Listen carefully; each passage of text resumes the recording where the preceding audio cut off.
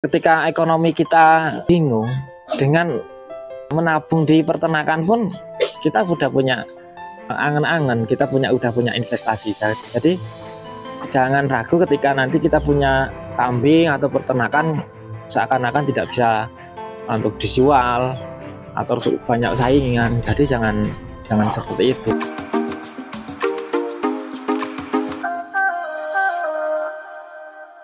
Oke, assalamualaikum, kembali lagi masih bersama Kandang Sumatera. Kali ini saya berada di sebuah peternakan dan semoga edukasi dari peternak ini dapat membantu para peternak pemula khususnya agar lebih paham tentang dunia peternakan. Oke Mas, yang sampean pakai ini sistem apa Mas? Lebih condongnya ke breeding, tapi kita ada banyak fattening biasanya untuk persiapan banyak pemesanan, sehingganya kita fattening itu enggak jangka panjang, biasanya 3 bulan atau banyak pemesanan 1 bulan pun itu sudah terjual. Itu menurut sampean yang bagus itu yang mana sih Mas? Antara ditahan atau dijual lebih cepat atau rotasi lebih cepat, itu lebih bagus yang mana menurut sampean Mas? Kalau untuk fattening betina itu kalau dengan jangka waktu yang pendek bisa ketemu harga yang bagus sama dengan bobot yang bagus, ya kalau bisa nggak perlu lama-lama. Tapi kalau misalkan belum menemui harga jual yang bagus, ya ditahan. Tapi biasanya ada musiman. Kalau betina itu memang yang kita ambil dengan kualitas bobot sama perawatan yang bagus, insya Allah banyak peminatnya. Tapi kalau untuk pejantan, fattening pejantan itu biasanya harga bagusnya di Lebaran Haji, Lebaran Idul Adha. Biasanya dengan harga jual yang lebih tinggi dibanding hari-hari biasa. Mas, kalau untuk saat ini yang paling laku itu jenis kambing apa sih Mas? Dan spek seperti apa sih Mas yang cocok untuk dipelihara khususnya itu di desa-desa seperti ini Mas? Untuk yang paling laku itu betina di usia 3,5 bulan sampai dengan 10 bulan. Dengan usia diri sampai doro itu banyak peminatnya, khususnya untuk kelas calon indukan. Mas, menurut zaman kapan sih Mas waktu para peternak itu membeli kambing betina?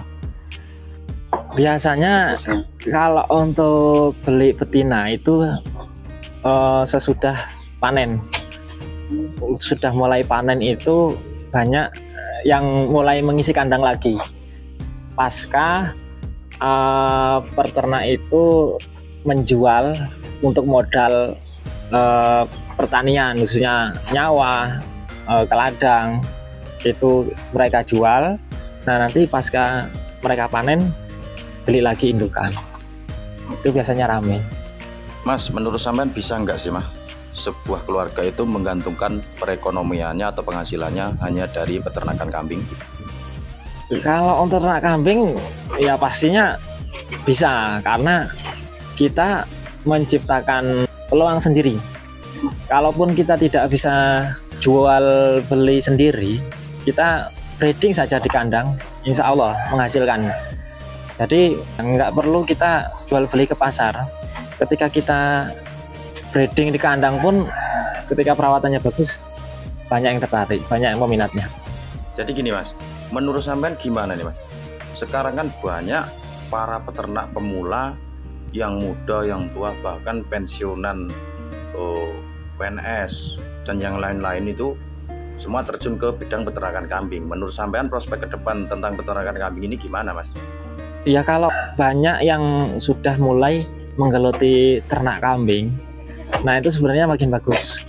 Ketika nanti mayoritas di Indonesia ini khususnya sudah mulai peternak kambing, syukur-syukur nanti kan bisa ekspor. Jadi jangan melulu mengandalkan pembeli itu dari dalam negeri pun. Syukur-syukur kayak di Australia itu kan banyak peternak sapi sama kambing. Nah itu banyak mengekspor ke luar. Nah syukur-syukur ya harapannya peternaknya makmur bisa mengekspor ke luar. Itu harapan besarnya. Tapi harapan lebih kecilnya ya ketika banyak peternak yang makmur, insya Allah tidak ada yang dibingungkan lagi. Tapi ada loh Mas, sekarang itu banyak yang berpikiran bahwa semakin banyak peternak itu akan menambah populasi dan juga harganya semakin murah. Ya kalau harganya menurun itu kan mungkin yang tadinya bisa mengeluarkan banyak di dalam lingkungan, ketika lingkungan itu sudah mulai berternak kan artinya agak berkurang. Tapi jangan pesimis ketika nanti pengeluaran yang sebelumnya tidak banyak, justru nanti kedepannya itu banyak peminatnya lagi. Jadi jangan pesimis ketika nanti banyak peternak kita tersaingi atau malah harga itu tidak laku. Justru semakin banyak maka itu menjadi perhatian bahwasanya di Indonesia itu banyak populasi kambing, jadi kambing itu bisa dilempar keluar.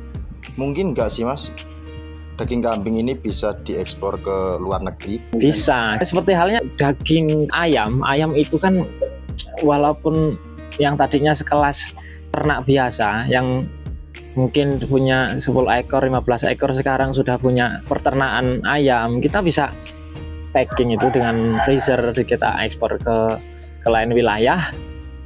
Yang tadinya cuma daging ayam, sekarang freezer daging kambing. Itu kan sudah menjadi komoditi yang tidak diduga. Kita sudah mulai bergeliat di peternak saja, kita bisa menghasilkan pundi-pundi rupiah dengan usaha sendiri, apalagi dengan skala yang besar. Dan ketika ekonomi kita bingung, dengan menabung di peternakan pun kita udah punya angan-angan, kita udah punya investasi. Jadi jangan ragu ketika nanti kita punya kambing atau peternakan seakan-akan tidak bisa untuk dijual atau banyak saingan. Jadi jangan seperti itu. Terus selain beternak kambing, sampean ini kesibukannya apa Mas? Selain ternak kambing, ya kita sambil bertani. Alhamdulillah di cadangan selain berternak ada kebun singkong, kebun jagung, kita tanam sendiri. Jadi di sela-sela kesibukan kita berternak kambing sambil jual beli, kita juga punya investasi di lahan perkebunan. Jadi di lahan perkebunan itu banyak pakan juga yang kita alihkan ke pakan untuk kambing. Jadi sama-sama melengkapi. Jadi ketika nanti nggak punya kesibukan, menggeluti di perkebunan. Berarti ada kaitannya ya Mas ya, antara peternakan dan perkebunan? Iya. Jadi dua bidang sampean geluti nih Mas ya. Keuntungannya apa sih Mas? Keuntungannya yang pastinya kalau untuk peternak itu kan penghasilannya bisa harian sampai bulanan. Nah kalau untuk di pertanian kan bisa untuk jangka panjang.